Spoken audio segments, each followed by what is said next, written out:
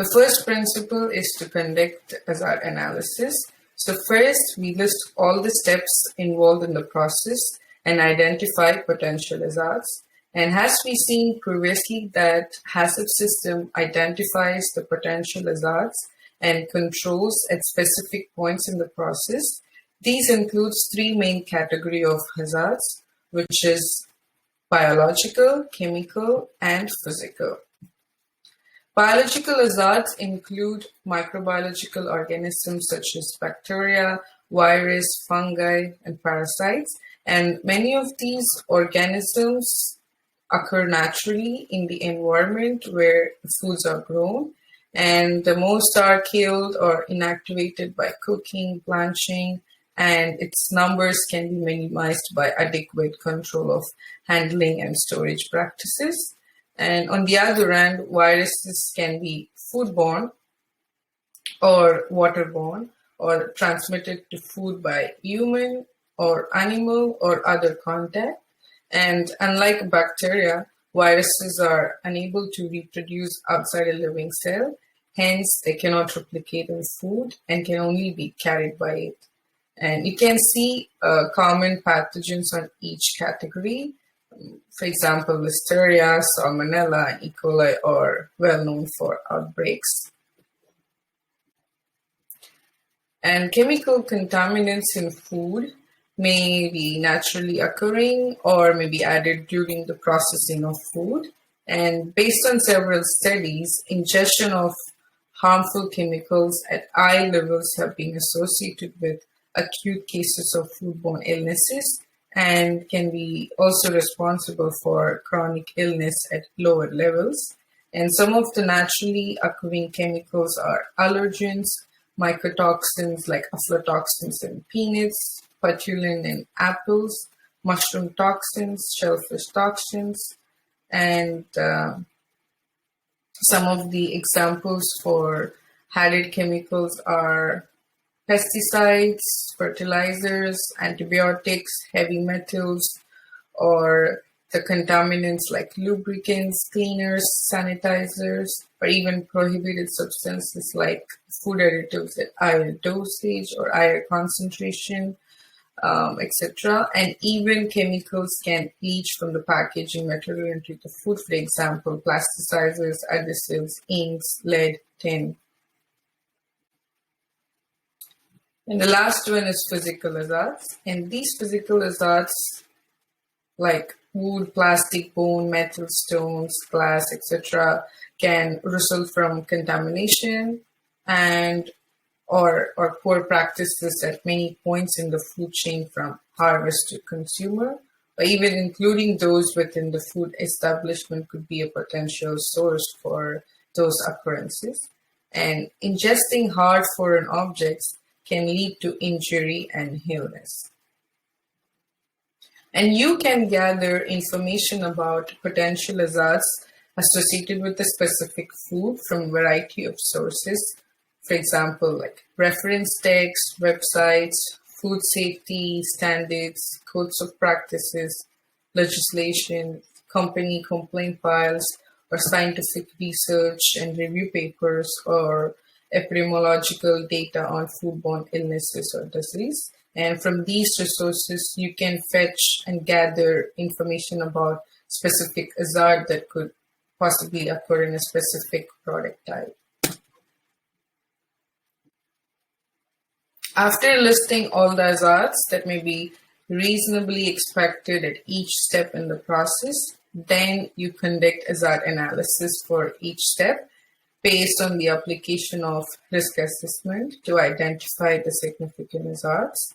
And during this process, it is important to consider several factors based on the information you gather for each hazards. Like, for example, what are the likely occurrence of the hazards and what are the severity of their adverse health effects, and how we evaluate the presence of hazard, whether it is qualitative or quantitative, and what are the optimal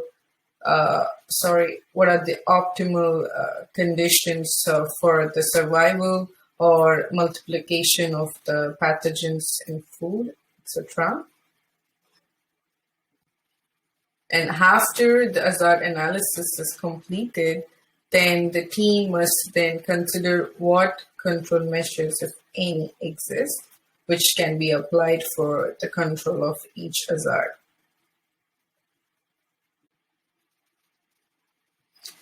Let's do hazard analysis for one of the process steps, which is metal detection. And here, the type of hazard that is involved is physical. And the description of the hazard is metal fragments. It could be from external or internal source. So once you identify the type of hazard and describe the hazard that's involved, then the next step is to assess the risk involved at this step using a risk assessment matrix. And here you can see a typical risk assessment matrix table where the severity, the risk of the severity is on the x-axis and the risk of the likelihood is on the y-axis. And it is rated from 1 to 5, where 1 is a low risk and 5 is considered a high risk. And each ratings from 0 to 5 is defined clearly. So this is considered as a risk assessment matrix, which we will be using to assess the risk involved. And usually the estimate of the risk for a specific hazard is based upon a combination of experience, epidemiological data, and information in the technical literature. And here, the multiplication of the risk probability by the risk severity will give you a numerical estimate of risk. And based on the risk table, the score is given 4 and 4 for the probability and severity, considering its high probability of occurrence and the risk of severity involved at this step. And when you multiply, it gives 16, which falls under the category of intolerable risk, and the risk is considered as high. And the next step is to mention the control measures. So here, some of the control measures are passing the final product through metal detector and periodical checks for the processing equipments to identify any damages or missing parts, and periodical calibration and maintenance to make sure the equipment are in good condition and runs properly, and to control all the metal inclusions within the facility or processing unit. And here, a point to be noted is HACCP system is focused on significant hazards of such a nature that their prevention, elimination, or reduction to acceptable level is essential to the production of safe food. And in cases like hazards of low probability of occurrence and a low severity should not be addressed under the HACCP system, but may be addressed through a good manufacturing practices and all the other prerequisite programs suggested by Codex General Principles of Food Hygiene. Like some of the examples of prerequisite programs are sampling and product testing, pest control, or cleaning and sanitation, etc. So now let's move on to another example. And here we considered freezing, which is another process step that we saw in the flowchart. So here the type of hazard is biological, and the description of the hazard is growth of pathogenic bacteria. And the score for probability and severity is pretty much the same. Like here it's given 4 and 4 based on the risk matrix table, and the risk is high. And some of the control measures for this particular step, considering the hazard, is to maintain the record of the product temperature all the time less than minus 18 degrees Celsius throughout the process, and to provide alarms to indicate temperature abuse, and to inspect and record product temperatures at set frequency and interval. Now let's move on to the second principle, which is to identify CCP or critical control point. And CCP is a step at which control can be applied and is essential to prevent or eliminate food safety hazard or reduce it to an acceptable level. And here we use Codex decision tree, which indicates a logical reasoning approach to determine the critical control point. And there are 4 questions in this sequence to determine a specific step as CCP. And in the previous slides, we did hazard analysis for a process step called metal detection, and we found the risk is high and is considered as significant hazard based on the risk matrix. Now let's ask these 4 questions to determine whether this particular step is a CCP or not. You can see 4 questions in the table, and for the step metal detection, the interpretation of question 1 is basically whether or not a control measure exists to control the identified hazard. For example, temperature control, product testing, cleaning and sanitation, or using a metal detector. And as you know, as you saw in the previous slides, we do have control measures for this particular step. So our response to this question is yes. And Q1A is a supplementary question to question 1, which is control at the step necessary for safety? And the answer is yes. So if the response is yes to question 1, then you proceed to question 2 in the decision tree. If the response is no, which is basically like there is no control measures exist, then we need to indicate how the identified hazard will be controlled. If the process or operation is specifically designed to eliminate or reduce the likely occurrence of the hazard to an acceptable level, then you answer yes under question 2. Here, metal detection is specifically designed to remove metal fragments, hence we answer yes to this question.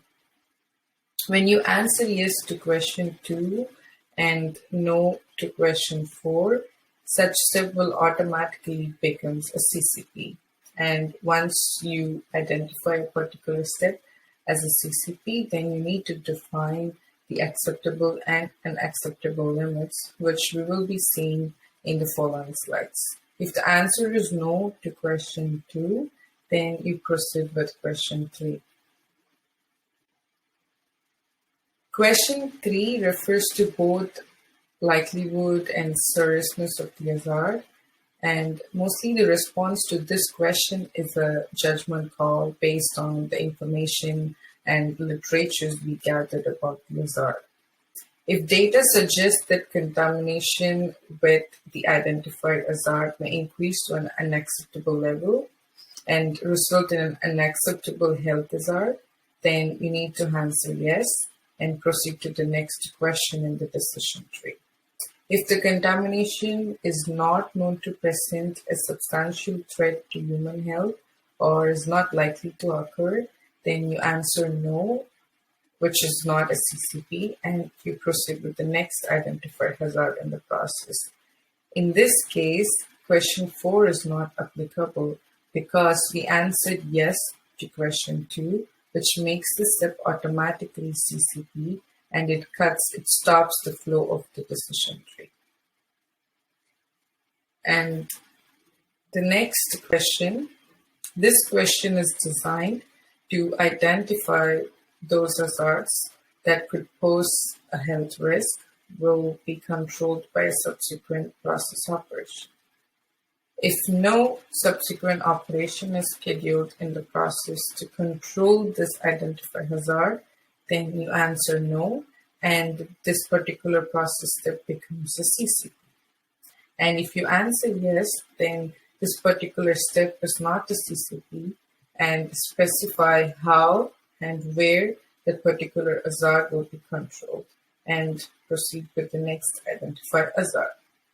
Again, this question is not applicable for this process step as we already confirmed this step as a CCP based on response to question 2, which is yes, and it automatically makes the step a CCP. Let's review this table where the 4 questions are already answered for one of the other process steps, which is freezing. This step has control measures, so we answer yes, and the step is necessary for safety, so we answer yes again.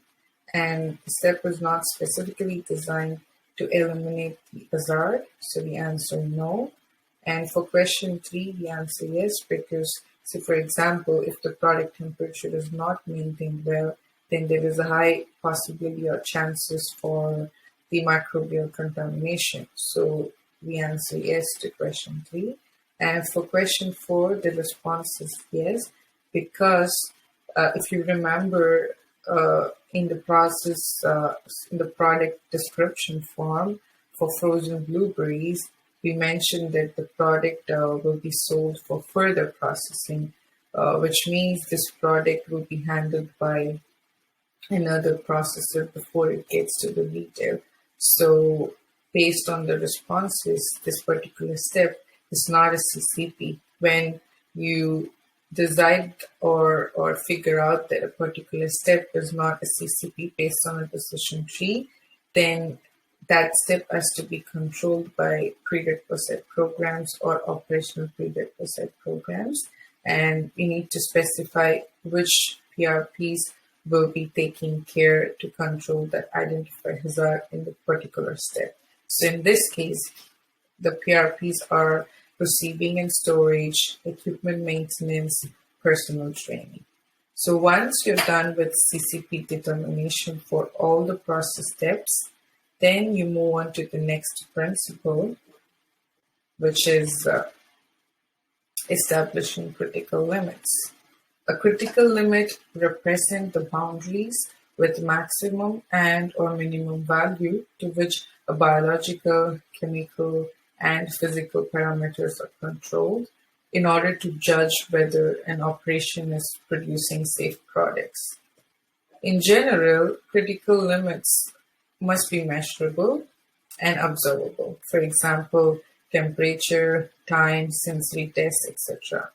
And these parameters, if maintained within the boundaries, will confirm the safety of the product. In some cases, more than one critical limits may be required. For example, in blanching process, we need to monitor both time and temperature. And these are the common examples of CCP and its critical limit in food industry. For example, a metal detector, the type of hazard is metal fragments, and the critical limit is any metal fragments that is larger than 0.5 mm is considered as an hazard. And another example is pasteurization, where the critical limit is 72 degrees Celsius for at least 15 seconds to kill the pathogenic microorganism in the product. And every critical limits that are established should meet requirements of government regulations and or company standards and or to be supported by other scientific data. Hence, it is very imperative that the person responsible for establishing critical limits must have knowledge of the process and of the legal and commercial standards required for the product. You could use several resources to gather information on critical limits, for example, scientific publications or research data or regulatory requirements and guidelines or experts' opinion or experimental studies or in-house experiments or contract laboratory studies. And for some reason, if the information needed to establish critical limit is not available, then a conservative value should be selected based on experimental studies, or use a regulatory limit close to the similar product. All the rationale and reference material used in this process of establishing critical limits should be recorded. Let's complete the critical limit for the identified CCP. Any product that continues to have metal fragments of ferrous greater than 2 mm, stainless steel greater than 3 mm, or non-ferrous greater than 2.5 mm is considered as the hazard. And once you're done defining the acceptable limits for the CCP, you move on to the next principle, which is to establish monitoring procedures. The monitoring procedure will determine if the control measures are being implemented and ensure that critical limits are not exceeded. And HACCP team have described the monitoring procedures for the measurement of the critical limits at each critical control points.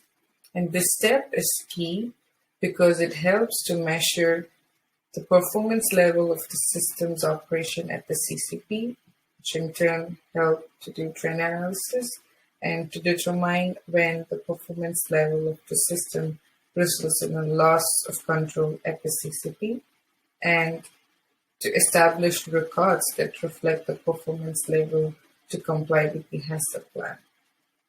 And the monitoring specifications for each CCP should be documented, and all the records and documents associated with monitoring CCPs must be documented and signed by the person doing the monitoring and by a responsible reviewing official of the company, like the QA supervisor or manager. And you'll see the importance of record keeping in detail in the following slides. There are a few key elements to be considered while designing a monitoring plan for a CCP.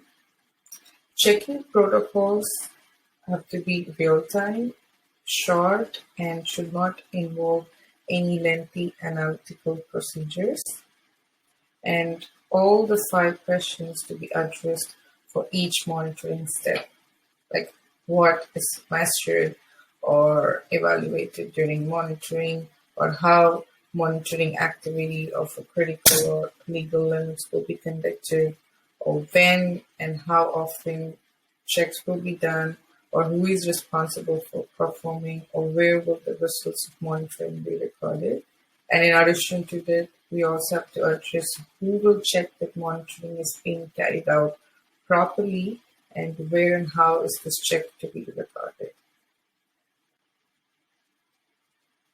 Let's complete monitoring plan for any presence of metal fragments in the product.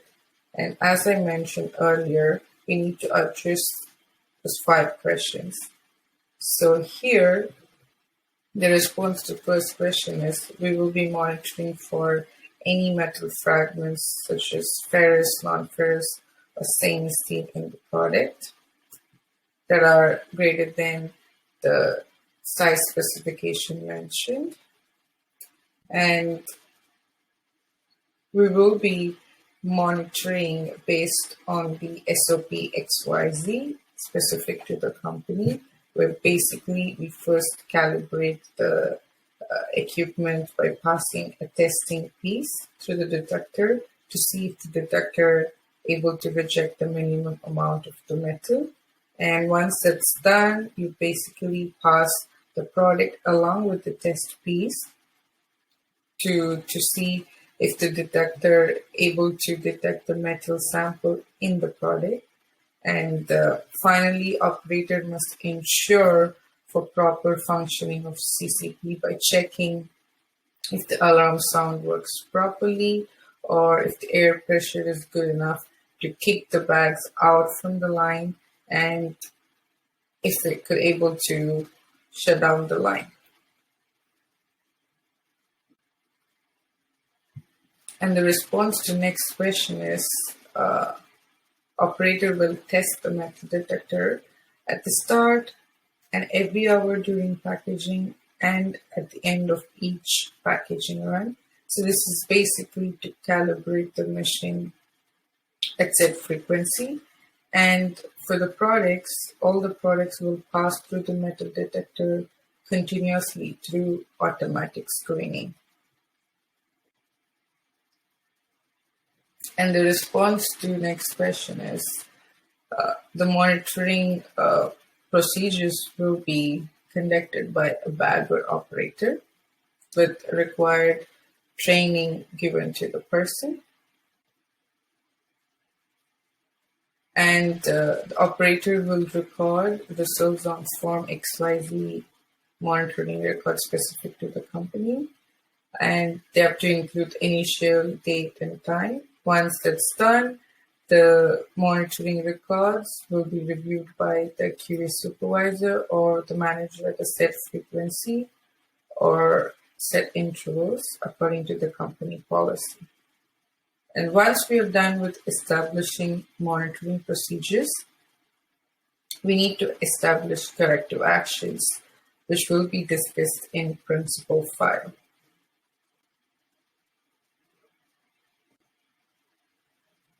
When the result of the monitoring at the CCP indicates a loss of control, immediately actions to be taken to control the non-compliant product and to correct the cause of non-compliance. And this process involves two steps, which is deviation and corrective action.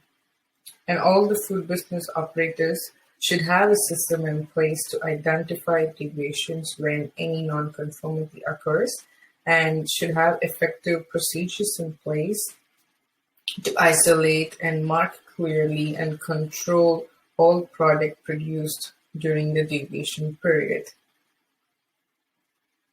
And the evaluation of affected products should be conducted only by subject matter experts with relevant experience, and the final decision should be based on sound science, and the product is not released until evaluation has determined that no potential hazard exists. Since the main reason for implementing HACCP is to prevent problems from occurring, corrective action should be taken to prevent deviation at the CCP. Corrective action should be taken following any deviation to ensure the safety of the product and to prevent recurrence of the deviation.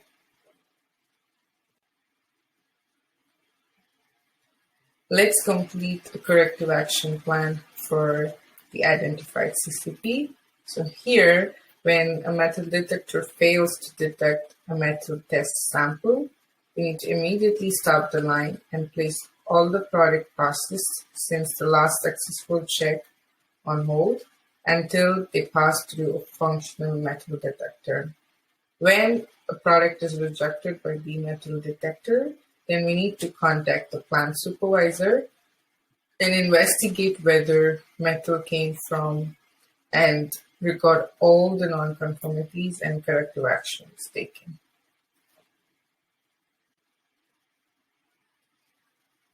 Our sixth principle is to establish verification procedures. Verification step is essential to confirm whether our HACCP system works effectively and in compliance with the HACCP plan. And some of the verification activities are validating your HACCP plan, periodic audits, equipment calibration, random sampling and analysis, etc., etc. And validation by definition is to confirm the efficacy of all the elements in HACCP plan.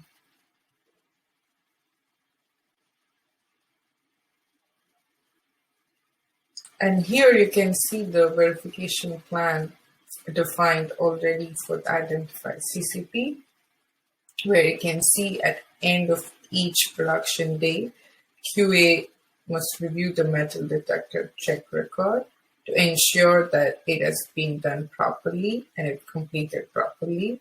And once per week, QA manager observes the line operator monitoring function to ensure the written procedures are being followed and signs and dates of the forms are properly maintained.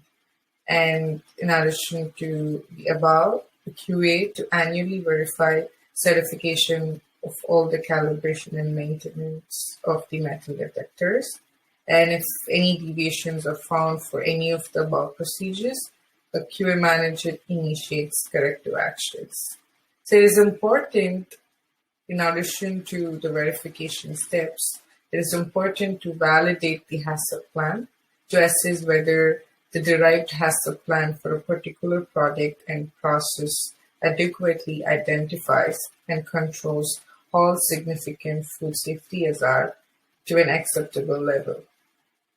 Generally, validation of HACCP plan includes activities like reviewing the hazard analysis and CCP on annual basis and justification for critical limits based, for example, current good science and regulatory requirements, and determination of whether monitoring activities or corrective actions or record keeping procedures and verification activities are appropriate and adequate. And finally, we need to record all the observations on the daily metal detector check record, including date, time, and initials, because this is very important to determine or to demonstrate the adherence of the HACCP system.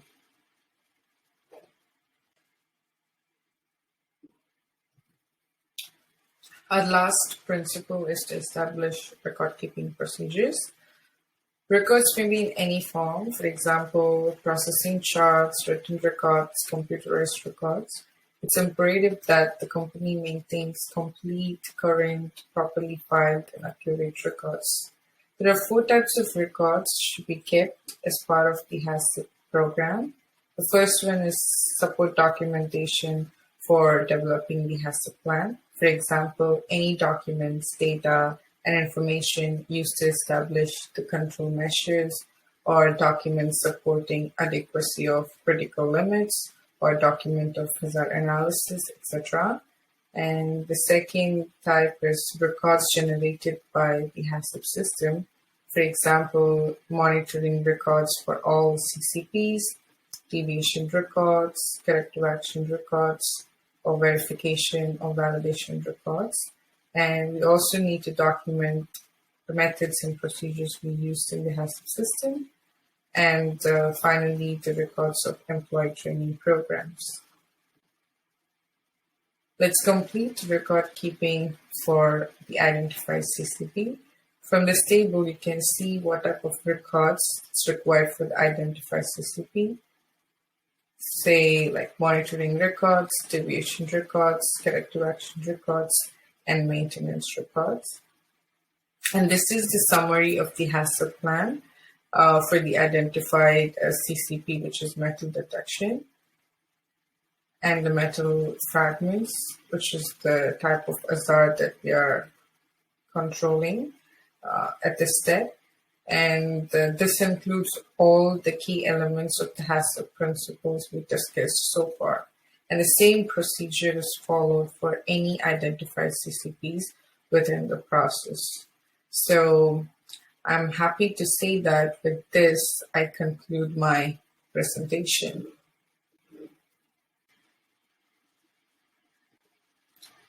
Yes, we completed and went through all the important aspects of the HACCP system. I hope this session was informative, and thanks for your time. You have one more responsibility before you officially say you're done with the session. Yes, it's time for the quiz. Remember that training assessment record is one of the records that we need to maintain to demonstrate our compliance. So you can access the quiz either by clicking the link that was already sent to your email, or you can use the QR code to get to the quiz. I'll be waiting to receive your responses. I'm excited. And if you have any questions, please don't hesitate to contact me at any time. I'll be happy to answer you back. Thank you so much and have a good day. See you.